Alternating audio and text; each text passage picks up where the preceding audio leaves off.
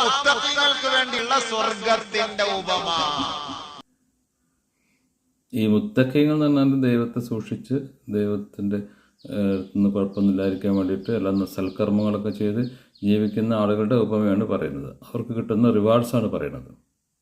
പറയാൻ സമയമില്ല, കുടിക്കാനുണ്ട്, നിങ്ങൾക്ക് വ്യഭിചരിക്കാനുള്ള സൗകര്യമുണ്ട്, നിങ്ങൾക്ക് പിന്നെ ഏത് നിങ്ങൾ ഇഷ്ടപ്പെടുന്ന സ്ത്രീകളെ അള്ളാഹു തരാനുള്ള ഉത്തരവാദിത്തം ഏറ്റെടുക്കുന്നുണ്ട്.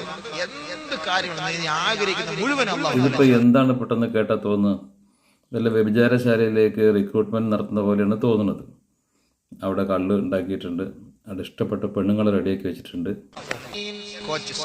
ഏത് തരത്തിൽ വേണം, ഏത് തരത്തിൽ വേണം? ഹണീബി വേണോ, കൊണ്ടസ വേണോ, വൈറ്റ് മിസ്ചീഫ് വേണോ, ഡോക്ടർ വേണോ, പവർ ഹോഴ്സ് വേണോ, കൊണ്ടസ 3XM 8PM ഏത് സാധനം വേണം? ഇതെല്ലാം. ഇയാൾ ശരിക്കും നല്ല ഫിറ്റ് അടി ടീമാണ്. കാരണം ഇയാൾക്ക് ഇതിൻ്റെ എല്ലാം പേരറിയാം. ലോക്കലായിട്ട് നമ്മുടെ കേരളത്തിലോ അല്ല ബിവറേജിൽ കിട്ടുന്ന ലോക്കൽ സാധനങ്ങളുടെ മുഴുവനും പേര് ഇയാൾക്ക് കൃത്യമായിട്ട് അറിയാം. ഒന്ന് ആലോചിക്കുക പോലും ചെയ്യുന്നില്ല. അപ്പോൾ ഇയാളിത് കണ്ട് ഉപയോഗിച്ച് നല്ല ശീലമുള്ള ആളാന്ന് മനസ്സിലാക്കാൻ വലിയ പ്രയാസമൊന്നുമില്ല.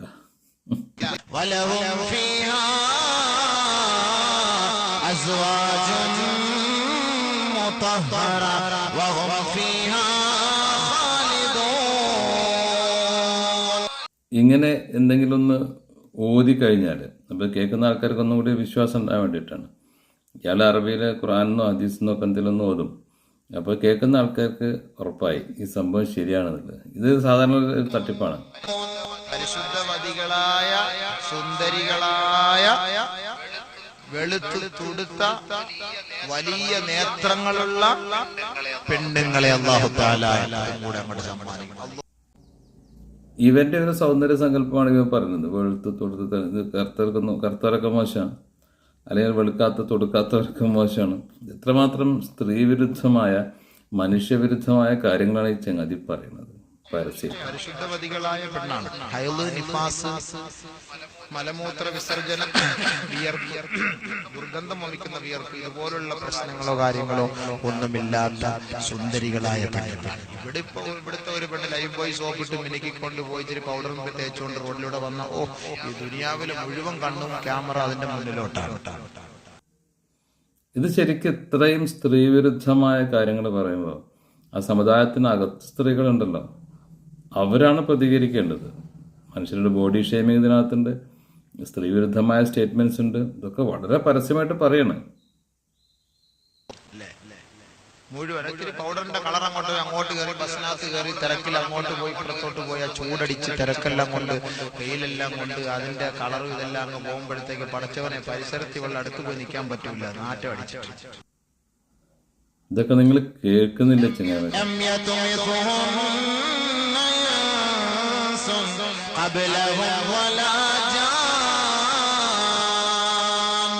ഇതേപോലെ ഇടയ്ക്ക് ഈ പാട്ട് ഒന്നുകൂടി ഒരു കഥാപ്രസംഗ സ്റ്റൈലില് പാട്ട് ഒന്നുകൂടി മെച്ചപ്പെടുത്തി പാടുന്നു.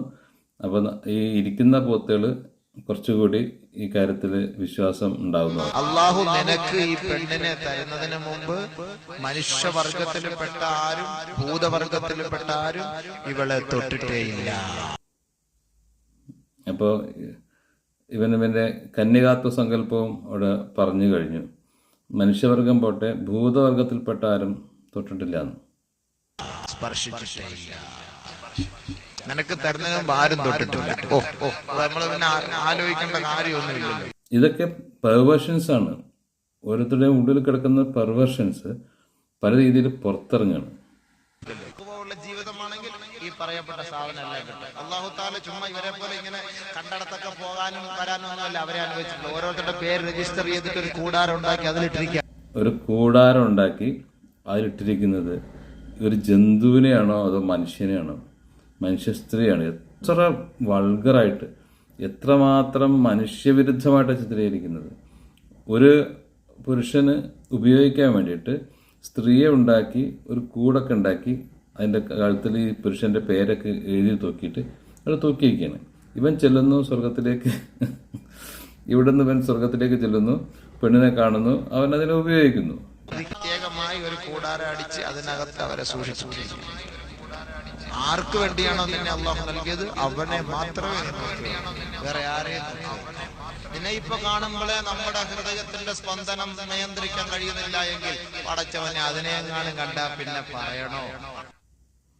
ഇതായി നിയന്ത്രിക്കാൻ കഴിയാത്തത് നിനക്കും നിന്നെ പോലെയുള്ള ആൾക്കാർക്കുമാണ്. സാധാരണ മനുഷ്യന്മാർക്ക് അമ്മയും പെങ്ങളും തിരിച്ചറിയാൻ പറ്റും. പെണ്ണുങ്ങളെ കണ്ടാൽ എവിടേക്കാണ് അവരോട് ഏതൊക്കെ രീതിയിലാണ് പെരുമാറേണ്ടതെന്ന് അറിയാൻ പറ്റും. എവിടെയാണ് നിയന്ത്രിക്കേണ്ടതെന്നൊക്കെ അറിയാൻ പറ്റും. ഈ നിയന്ത്രണ ശേഷം ഇല്ലാത്തതിന്റെ കുഴപ്പമാണ് ഇത്തരത്തിലുള്ള വൾഗറായിട്ടുള്ള പ്രസംഗങ്ങൾ പ്രസംഗിക്കുന്നത്. ബഹുമാനമുള്ള സഹോദരങ്ങളെ, അതാണ് തങ്ങൾ പറഞ്ഞത്, സ്വർഗത്തിലെ സ്ത്രീയുടെ ഒരു കൈത്തണ്ട എങ്ങാനും ഭൂമിയിൽ അള്ളാഹു കാണിച്ചാല് സ്വർഗത്തിന് ദുനിയാവിൽ സൂര്യന്റെ ആവശ്യമില്ല. എന്തൊരു കഷ്ടാന്നറിച്ചേക്ക്. നമ്മൾ പൊള്ളിപ്പോകുന്നാണ് പറയണത്. ദുനിയാവിൽ ഇനി സൂര്യന്റെ ആവശ്യമില്ല, സ്വർഗസ്ത്രീയുടെ കൈയുണ്ട് കാണിച്ചാല്. വീട്ടിൽ പോയിട്ടൊന്നുമില്ല, എവിടുന്നും ആലോചിക്കാം. കാരണം ഇതല്ലേ കയ്യിൽ.